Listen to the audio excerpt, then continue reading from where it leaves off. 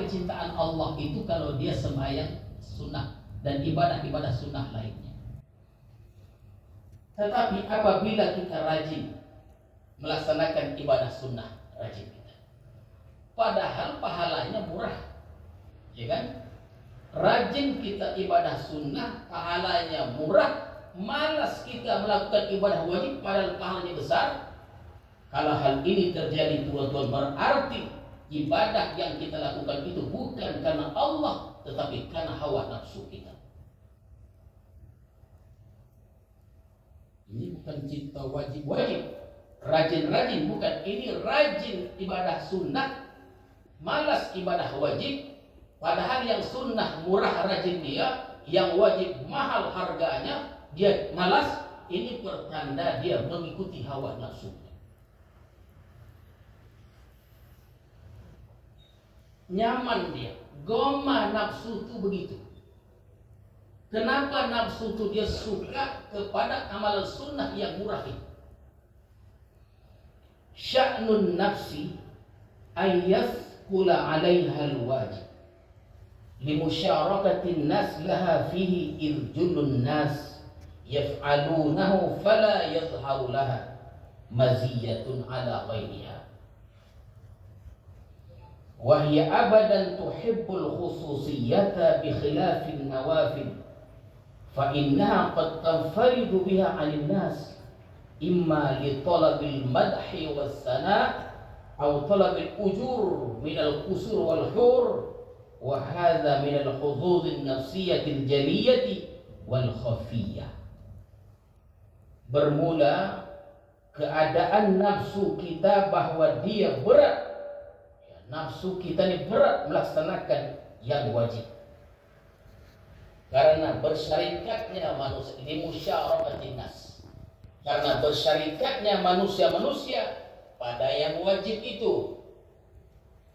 Karena kebanyakan manusia melakukan yang wajib, maka tidak nampaklah bagi nafsu itu maziyah, kelebihan, keutamaan atas yang lainnya, sedangkan nafsu itu menyukai keistimewaan. Nafsu ini, tuan-tuan sekalian, menyukai keistimewaan.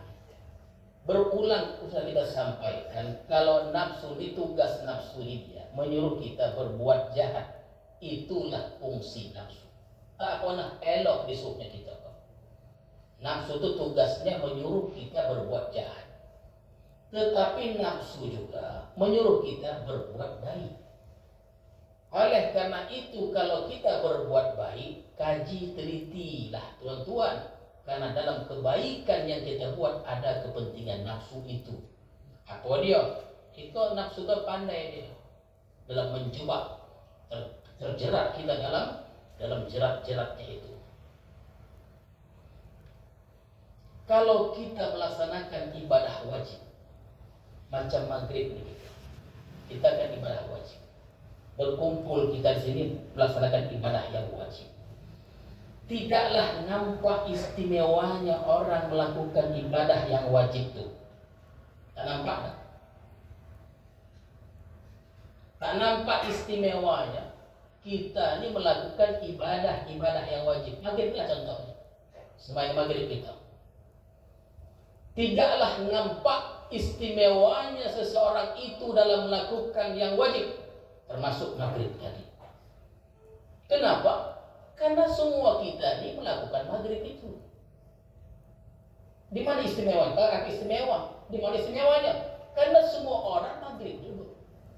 Ini kita cipta maghrib situ aja, bukan yang lain tidak ada. Ya, banyak juga tak maghrib pun. Ya, kita menciptakan wahai maghrib. Ketika kita maghrib, tak nampak maziyah, istimewa, kelebihan. Kenapa tak nampak kelebihannya? Karena semua kita sembahyang maghrib. Di mana kelebihan? Tak ada. Kalau kita tahajud, tuan-tuan sekalian, ini kan tidak semua orang bisa. Maghrib ini banyak yang bisa.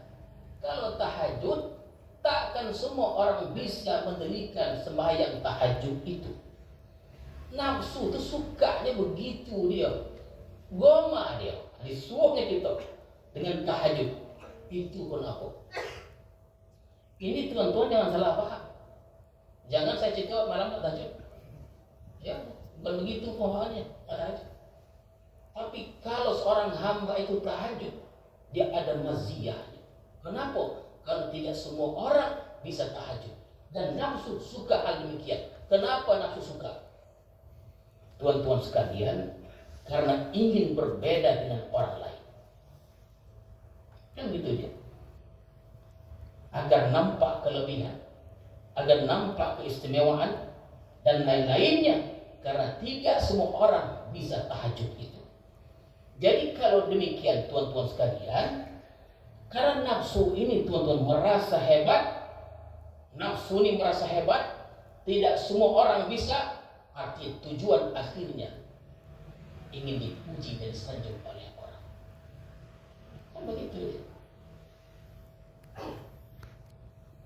Atau mengharapkan pahala di sisi Allah Subhanahu wa Ta'ala. Maka kedua-dua ini merupakan bagian nafsu, baik yang nampak maupun yang tidak nampak.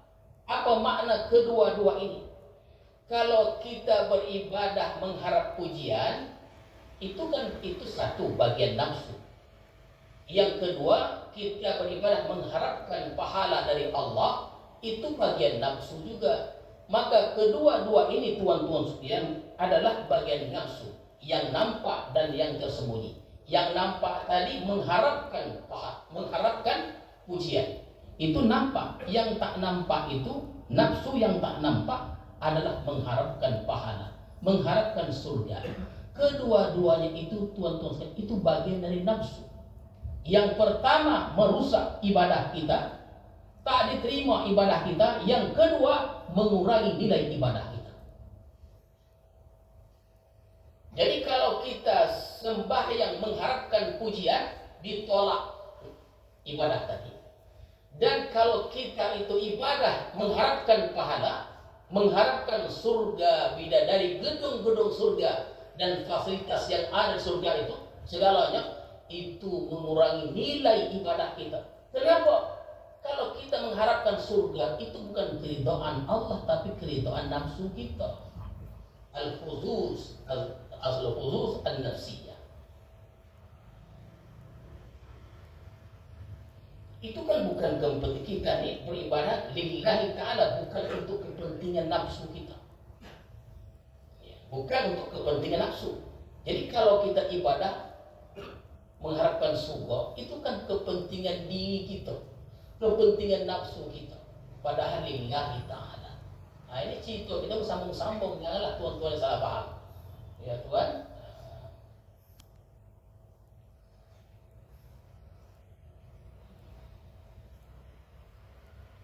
Supaya nyaman di akhirat. Itu kepentingan nafsu itu. Allah tuh kalau sudah ridha, maka kita minta Allahumma inna nas'aluka ridhaka wal jannah. Ridha aja dulu. Qala Ibrahim al-Khawas, inna Allah la yaqbalu min 'amilin 'amalan illa bisidqi wa isabatil haqqi. Sesungguhnya Allah tidak menerima amalan dari orang yang beramal kecuali dengan kejujuran, bisidqi wa isabatil haqqi, dan mengenai yang benar. Jadi Allah tidak akan menerima kecuali ibadah yang benar, yang jujur, tuan-tuan sekalian.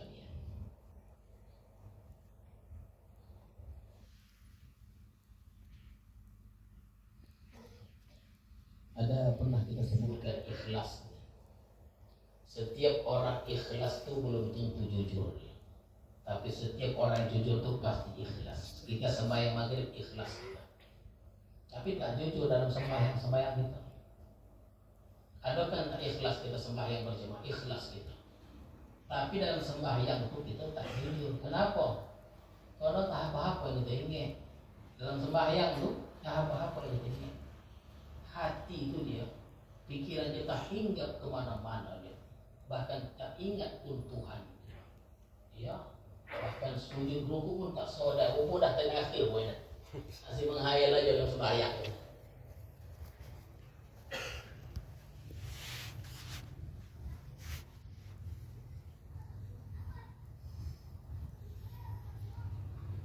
Ada orang sudah 20 tahun tidak sembahyang. Lama tuan, lama 20 tahun.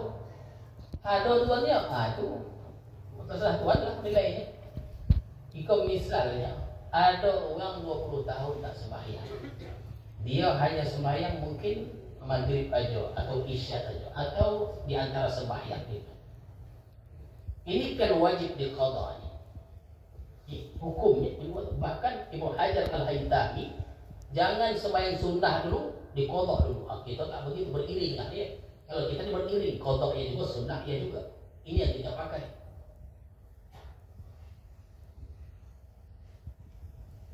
Kadang dari qadha no sahih ajin tuan dulu. Awon ti sembahyang qadha pun. Apa tuan? Yang qadha ini mah aja lah kan orang heran nanti bertanya-tanya orang. Kau orang 2 rakaat berkat dia ompek, tak berhenti berjam-jam. Heran apa dia? Apa tuan? Qadha jangan berkuat-kuat qadha. Ada orang 20 tahun tak sembahyang, maghrib saja mungkin. Ini wajib diqadha. Pada umur 50 tahun dia pun bertobat. Umur 50 dia pun bertobat. Dia malas mengqadha, tapi rajin tarawih dan duha. Padahal qadha itu wajib hukum dan pahalanya lebih besar dari duha dan tahajud itu. Tahajud itu sunnah, mana kewajibannya. Duha pun sunnah. Itulah mesti dibayar dulu qadha itu. Kenapa? Karena pahala qadha itu jauh lebih besar dari yang sunnah-sunnah itu, tuan-tuan sekalian. Jadi kalau kita rajin sunnah seperti pengantar yang saya sebutkan tadi, malas kita fardu, itu tanda tidak benar. Artinya tidak diterima Allah Subhanahu wa taala. Wa qala Muhammad ibnu Abil Wardi, halakul khalqi fi harfaini. Binasanya manusia pada 2 pekerjaan, istighalun binafilah wa tad'inu fariḍah wa amalul jawarih bila muasatil qalbi. Yang pertama kita sebut dengan sunnah, wajib kita tinggalkan. Ini binasa ya. Yang kedua, kita beramal hanya anggota badan, tapi hati terlupa kepada Allah Subhanahu wa taala. Jadi tuan-tuan sekalian, orang-orang yang bersuluk itu dalam rangka itu sebenarnya terus berzikir, sehingga pelan-pelan berangsur-angsur dia hadir hati dalam setiap ibadah itu. Lama itu prosesnya. Tobat aja tidak cukup setahun 2 tahun tuan-tuan sekalian, apalagi bersuluk nih. Orang dulu biasa bersuluk. Bersuluk dia 40 hari, minta izin saya tuan, suluk saya 10 hari, 40 hari sudah selesai. Saya sambung kembali. Itu terus. Itu 10 hari poning dah. Ya, orang Sunda banyak orang suluknya. 40 hari habis sambung lagi. Itu semua dalam rangka itu supaya itu bisa menghadirkan hati. Karena hadirnya hati merupakan ruh dalam ibadah wajib itu. Qala ba'dul ulama, berkata sebagian ulama, man kanatil fadailu ahamma ilaih min ada'il faraid fahuwa makhluk. Barang siapa adalah perkara yang sunnah-sunnah itu lebih dia pentingkan dari menunaikan yang fardu, itu orang adalah tertipu, makhluk, terperdaya. Yang sunnah diutamakannya, yang wajib dilalaikannya itu makhluk. Tak boleh tuan-tuan sekalian. Tara minhum man syaghala fi nawafil qiyam والصيام والحج والعمرة كل عام وما أشبه ذلك وهو غير متدارك لما فات منهم من الواجبات ولا متحلل لما لزم ذمتهم من الظلامات والتبعات وما ذاك إلا لأنهم لا يبتغون مرضاة الله بل يتبعون هوى أنفسهم. Engkau melihat sebahagian manusia, orang yang rajin sibuk dengan sembahyang sunnah, puasa sunnah, haji, umrah yang sunnah, setiap tahunnya. Wa ma asbaha dzalik, dan seumpama itu, sedangkan dia tidak memperdapati sesuatu yang telah luput dari mereka dari kewajiban-kewajibannya. Yang sunnah-sunnah wajib dikojokkannya, termasuk haji, termasuk umrah yang sunnah itu. Haji yang kedua itu kan sunnah, teman-teman sekalian. Jadi dia rajin, dia sunnah, sembahyang fardu banyak yang ditinggalkannya. Sembahyang sunnah yang rajin, naik haji rajin dan segala macamnya setiap tahun. Tapi kezaliman yang pernah dibuatnya tidak diselesaikan, tidak dibereskannya. Padahal membereskan kezaliman itu hukumnya wajib. Apa dia? Kita mengambil harta orang, segeralah kembalikan harta itu. Jangan membiasakan diri kita, hak orang lain hak kita ambil saja, kita punya aku. Itu ada pertanggungjawabannya, dan pertanggungjawaban itu dan wajib hukumnya, tuan-tuan sekalian. Kalau kita diberi kesempatan untuk ibadah sunnah, ini didahulukan. Apa? Mengembalikan kezaliman yang pernah kita zalim itu. Pernah kita memfitnah orang.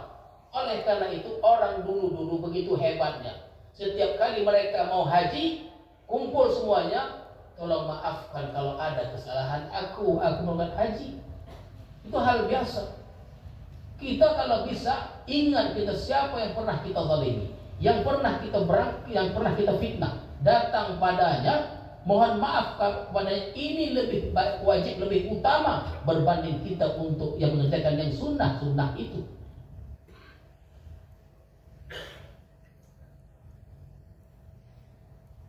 Pernah orang kita tipu, kita bohong, kita tokoh, ya maaflah, apa-apa. Karena hal demikian hukumnya wajib. Jadi dia tidak boleh sepele dengan hal itu, tuan-tuan sekalian. Itu lebih utama dari yang haji sunnah dan umrah sunnah itu.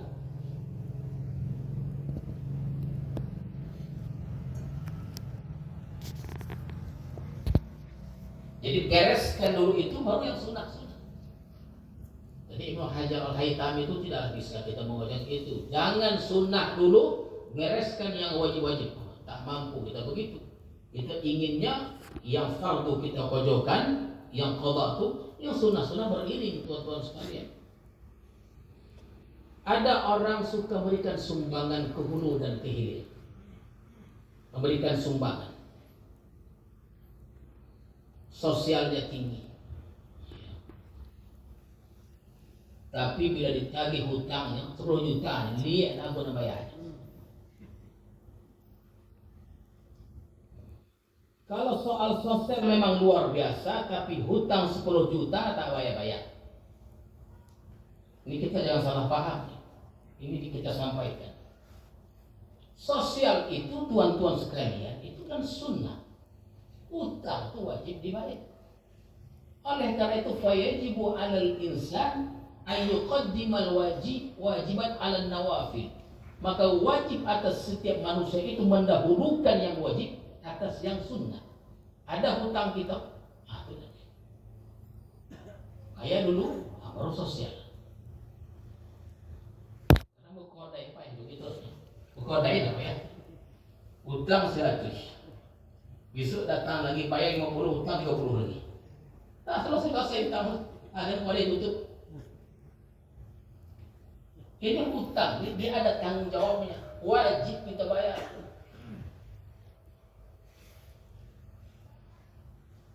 Jadi tuan-tuan sekalian, kalau dia rajin sosial, ini mohon maaf ini, rajin sosialnya, kemudian hutang tak dibayarnya, payah dia. Ini pertanda apa? Maka menurut hikmah yang ke-193, ini bukan cakap saja, ini menurut hikmah Ibnu Athaillah, yang ditujunya adalah pujian dan sanjungan.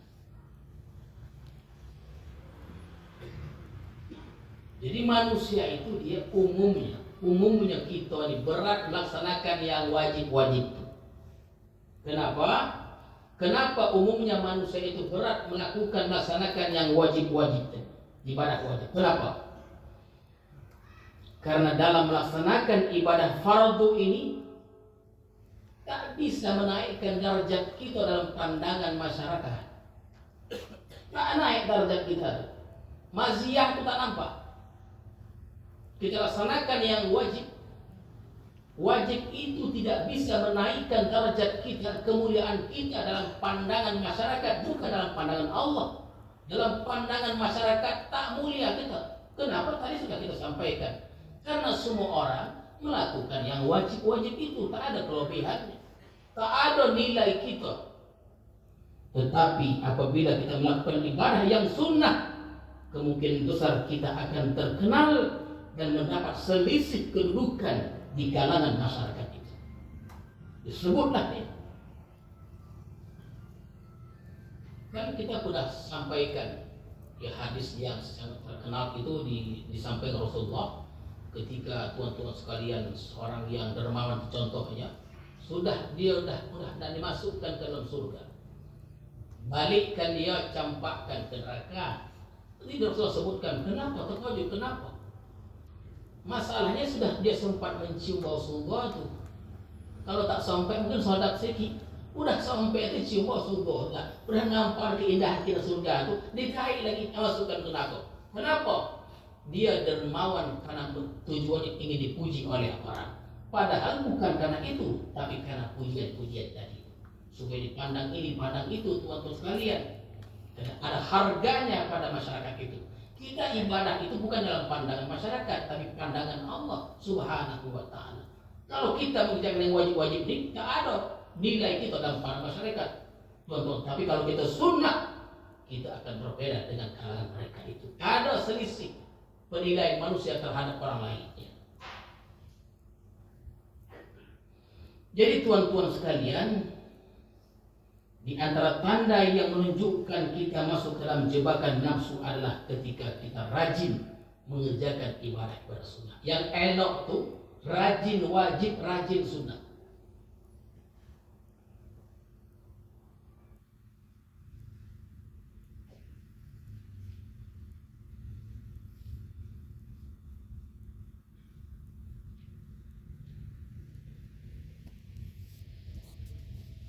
Tuan-tuan sekalian, mari kita contoh yang terakhirnya dalam kehidupan sehari-hari kita. Umpamakan sehari-hari kita mendahulukan kita membeli mobil mewah. Jika lapar, kita belilah mobil mewah. Kita dahulukan. Padahal tuan-tuan sekalian, makanan lebih penting lagi. Tapi dia mendahulukan memiliki barang-barang mewah. Hal ini tidak dilakukan hanya orang yang kurang akalnya.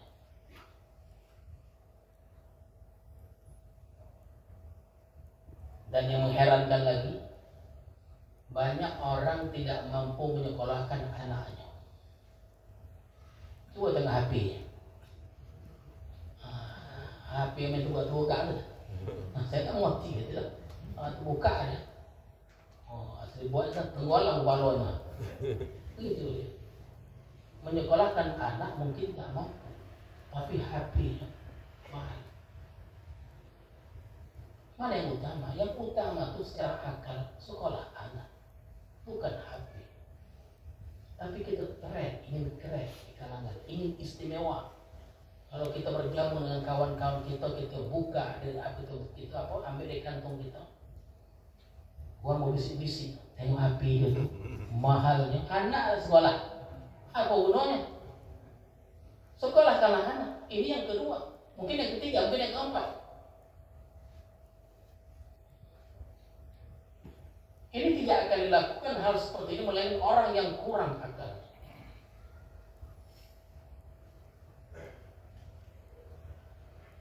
Qala Daud alaihissalam, berkata Nabi Daud, Rabbi aina ajid. Wahai Tuhanku, bagaimana aku mendapatkan, di mana aku mendapatkan Engkau? Faqala lahu, Allah berkata, berfirman kepada Daud alaihissalam, utruk nafsa, tinggalkanlah nafsu engkau itu. Nah, itu saja Tuhan ya. Mudah-mudahan.